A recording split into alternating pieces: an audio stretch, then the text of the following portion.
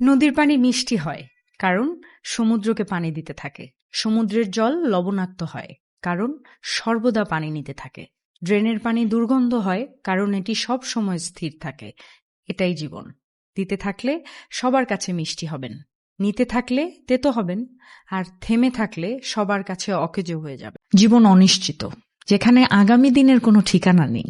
আজকের হাসি কালকে মুছে যেতে পারে, আজকের ভরসা কালকে ভেঙে পড়তে পারে।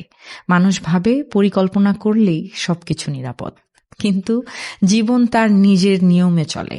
কখনো দেয় অপ্রত্যাশিত আনন্দ, আবার কখনো কখনো ফেলে দেয় গভীর অস্থিরতায়। অনিশ্চয়তা ভয় জাগায়, আবার এই ভয়ই মানুষকে এগোতে শেখায়।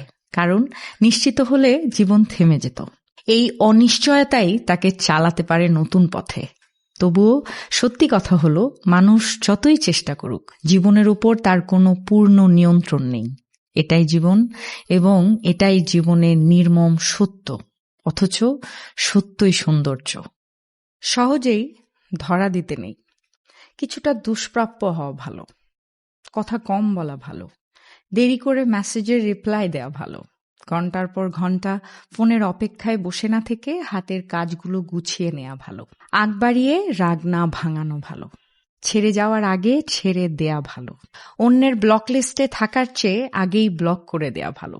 এতটা সহজ হবেন না কখনো, যতটা সহজ হলে কেউ আপনাকে চাওয়ার আগে পেয়ে যায়। কিছুটা কঠিন হন, মুছে দিন নিজের নামের সাথে সহজলভ্যতা। এতে আপনি মানুষ চিনবেন, সেই সাথে আপনার চলার পথ অনেকটা সহজ হয়ে যাবে।